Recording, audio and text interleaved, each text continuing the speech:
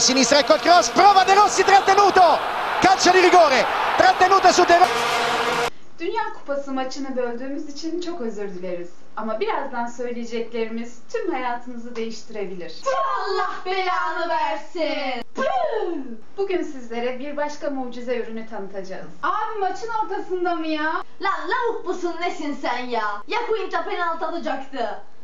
Uyurken deprem oldu korkusuyla mı uyanıyorsunuz?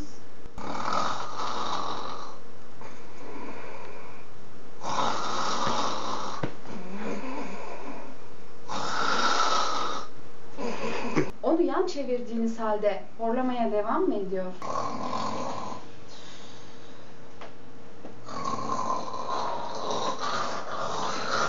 Her yolu denediniz. Onu yan çevirdiniz, rahatsız ettiniz, yüzüne yastık kapattınız ama yine de bir çözüm bulamadınız mı?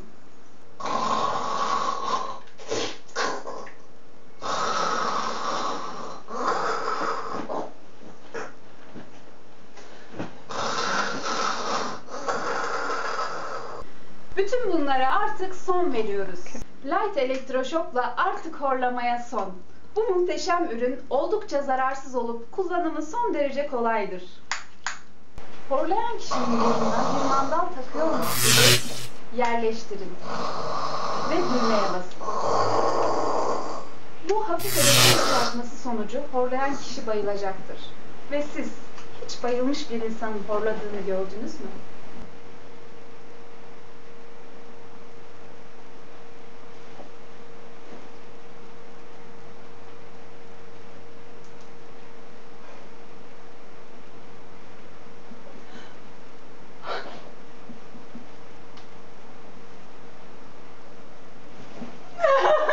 Şimdi büyük bir zevkle maçınızı izlemeye devam edebilirsiniz. Hoşça kalın. Oh be. Lan geri zekalı maç bitmiş bu salak elektroşoktan bahsediyor ya. Yuh! Türk kahvesi yapalım mı? Hadi fal bakarız. You're a good soldier, choosing your battle. Pick yourself up and dust yourself off and back in the saddle. You're on the front line, everyone's watching.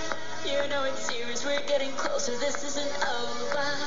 The pressure's on, you feel it, but you got it all, believe it. When you fall, get up, oh, oh, and if you fall, get up, hey, hey. Samina, mina, sangalewa, 'cause this is Africa.